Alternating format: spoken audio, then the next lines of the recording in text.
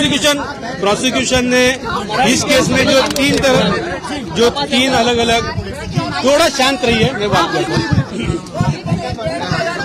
जो तीन अलग अलग चार्जशीट इसमें फाइल हुई है, एटीएस की चार्जशीट, सप्लीमेंट्री चार्जशीट और एनआईए की सप्लीमेंट्री चार्जशीट, तो प्रोसिक्यूशन ने कोई भी स्ट्रांग एविडेंस में दे नहीं पाई। ऐसे आज कोर्ट ने आज फैसला सुनाया है।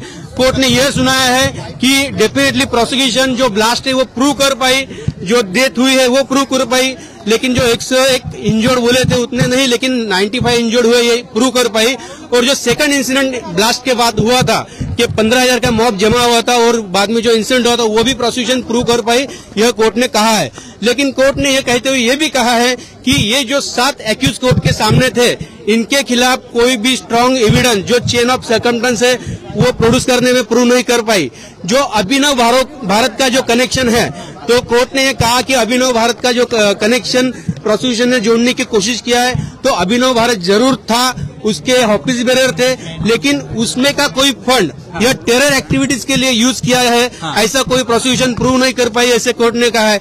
उसी के साथ जो मौका के बारे में जो कोर्ट ने कहा है, जो प्रीडिसीजर ने जो जजमेंट दिया था या हाईकोर्ट ने जो ऑब्जर्वेशन किया था, उसी तरह इस केस में जिस बेस पे राकेश दावड़े के बेस पे मौका लगाया था, तो मौका के लिए जो क्राइटेरिया था वो कंप्लीट न होने की वजह से मौका में से भी सबको एक्विट किया है। जो यूएपीए का सैंक्शन था इस केस में, यूएपीए सैंक्शन जो था वो फॉल्टी था, उस वजह से कोई भी यूएपीए के जो सेक्शन है 16 या 18 वो इसमें अप्लीकेबल नहीं हो सकते हैं। ये भी कोर्ट ने इसमें ऑब्जर्वेशन किया है। मुआवजे की भी बात की है कोर्ट ने। हाँ, कोर्ट ने कहा कि ये जो इंसिडेंट है, ये इंसिडेंट बहुत यानी खराब इंसिडेंट है, और इस इंसिडेंट की वजह से जो लोग गए हैं, जिनका नुकसान हुआ विक्टिम्स का, वो डेफिनेटली पूरा नहीं हो सकता, भर के नहीं, लेकिन 2 लाख रुपए हर डिसीज के फैमिली को देने को कहा है और हर इंजर्ड के फैमिली को 50,000 रुपए देने का कोर्ट ने डायरेक्शन दिया है। एटीएस के जो अधिकारी जिम्मेदार थे उनके खिलाफ तो आप लोगों को अभी आगे की क्या करनी नहीं, डेफिनेटली जो आपने 7-11 में देखा है, इस केस में देखा, कई सारे अधिकारी जो कॉमन है, इस बारे में हमने पिटीशन भी फाइल की है, जो इतने साल हमारे सब लोगों के बर्बाद हुए हैं, और उस वजह से अभी उस बारे में हम एक्शन लेंगे। कोर्ट ने यह भी कहा है कि जो एक एटीएस अधिकारी चतुर्वेदी के घर में आरडीएक्स प्लांट करते हुए देखा गया, उसके बारे में भी कोर्ट ने उसमें ऑब्जर्वेशन किया है, और डिटेल इसमें जब जजमेंट आएगा तब और बात कर सकते हैं।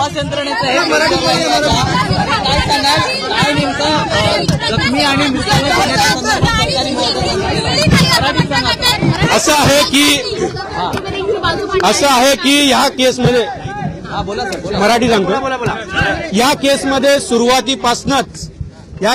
सुरुवातीपासूनच वेगवेगळ्या प्रकारचे स्टेटमेंट राजकीय लोकांकडून यात येत होते, त्यानंतर वेगवेगळ्या प्रकारचे मीडियामध्ये बातम्या येत होत्या, त्यामुळे तपास यंत्रणा मिसगाईड झाली किंवा कसे हा संशय या सगळ्या याच्यातनं निघतो। ज्यावेळी हाय प्रोफाईल केस होत असते, अशा वेळी जर तपास यंत्रणेवर जर काही दबाव असला तर नक्कीच त्यांच्याकडनं मोठ्या चुका होऊ शकतात, आणि जे मुख्य कल्प्रिट आहे त्यांना पुरावे नष्ट करायला आणि त्यातनं पळून जायला त्यांना संधी मिळत असते। तसंच या केसमध्ये झालेलं दिसतंय। ज्या प्रकारे 40 साक्षीदार फितूर झाले अशी बातमी सर्व ठिकाणी चालते, तर ते फितूर नाही झाले, तर त्या साक्षीदारांनी अगदी 2014 पूर्वीच अनेक ठिकाणी तक्रारी केल्या होत्या की त्यांना टॉर्चर करून त्यांच्याकडून कबुली जबाब घेतलेले आहे। एका साक्षीदाराने ह्युमन राईट कमिशन मध्ये सुद्धा तक्रार केली होती की त्यांच्याकडनं कबुली जबाब घेतलेला आहे। आर्मी समोर जी केस चालली त्यामध्ये सुद्धा एका आर्मीच्या अधिकाऱ्याने सांगितलं की काही मोठ्या अधिकाऱ्यांची नावं घेण्यासाठी त्यांच्यावर दबाव टाकला गेला होता। त्यामुळे साहजिक आहे ज्यावेळेस ते सर्व साक्षीदार कोर्टात आले त्यावेळेस त्यांनी एटीएसच्या स्टेटमेंटनुसार सांगितलं नाही, आणि त्यामुळे त्या सगळ्यांना रिलाय करता येत नाही असं कोर्टाने ऑब्झर्व्ह केलं।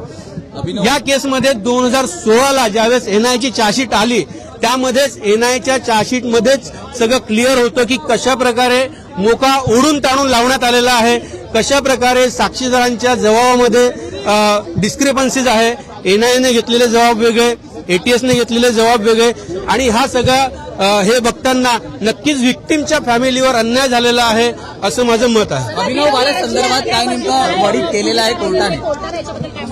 अभिनव भारत बद्दल कोर्टाने असं सांगितलं की जरी अभिनव भारत नावाची संस्था ही अस्तित्वात असली, त्यात जरी काही रकमा आल्या असल्या आणि त्या रकमा जरी आरोपीने पर्सनल यूजसाठी वापरल्या असल्या तरी त्यातली कुठलीही रक्कम टेररिस्ट ऍक्टिव्हिटीसाठी वापरलेली आहे असं प्रॉसिक्युशन प्रूव्ह करू शकली नाही. सर, आपण जर बघितलं तर एटीएसच्या अधिकाऱ्यांवर देखील एक टिप्पणी केलेली पाहायला मिळते.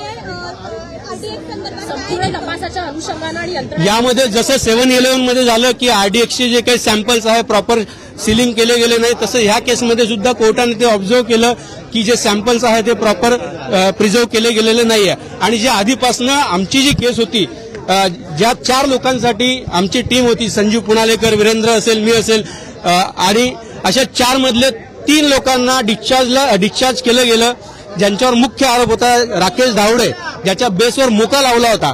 अगदी चार्ज फ्रेमिंगच्या आधीच त्यांना या केसमधनं काढण्यात आलं. त्यामुळे संपूर्ण जो एटीएसचा तपास होता हा तपास संशयास्पद होता असं कोर्टाने आज सांगितलं. पंचनाम्यासंदर्भात देखील एक टिप्पणी केली आहे.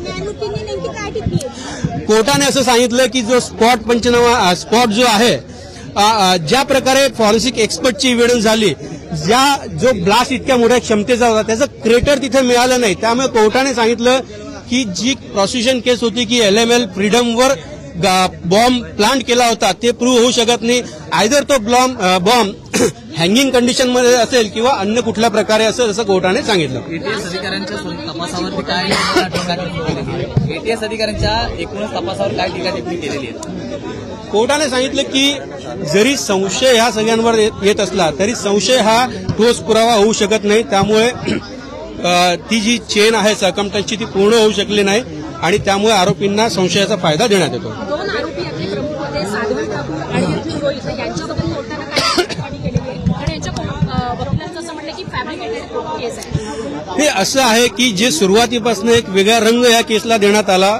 त्या वेळेच्या राजकीय लोकांकडनं, आणि ते एक मोठं नाव त्यात ऍड करण्यात आलं. फक्त ती गाडी वापरली गेली म्हणून साध्वीचं नाव तिथे घेण्यात आलं. पण ह्या केसमध्ये ती गाडी साध्वीची होती हे प्रॉसिक्युशन प्रूव्ह करू शकलं नाही. मान्य कोर्टाने स्पष्ट सांगितलं की एखाद्या केसमध्ये गाडीची ओनरशिप प्रूव्ह करायची असेल chassis number plus engine number दोन्ही प्रूव्ह केलं पाहिजे, जे ह्या केसमध्ये केलेलं नाहीये. आरडीएक्सच्या संदर्भामध्ये उल्लेख करण्यात आलेला आहे. ट्रान्सफर आणि स्फोटकं ठेवणं याच्याबद्दल कोर्टाचं काय म्हणणं? कोर्टाने हे सांगितलं की जे 325 साक्षीदार तपासले त्यामध्ये कुठल्याही साक्षीदाराच्या एव्हिडन्समध्ये हे आलेलं नाही की कर्नल पुरोहितने ऑन ड्युटी असताना आरडीएक्स मिळवलं, त्यानंतर आरडीएक्स ट्रान्सपोर्टेशन कसं झालं याच्यावर प्रॉसिक्युशन एजन्सी प्रकाश टाकू शकलेली नाहीये.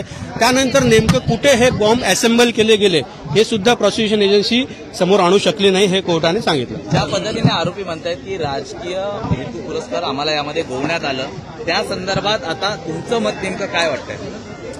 नाही, असं आहे की कोर्ट कधीही राजकीय हेतू किंवा कुठलेही जात धर्म बघून हे निर्णय देत नसतो. जो पुरावा कोर्टासमोर आलेला आहे त्या पुराव्याच्या आधारे कोर्टाने आज हा निर्णय दिलेला आहे आणि आरोपींना शिक्षा देण्या इतपत पुरावा कोर्टासमोर नाहीये.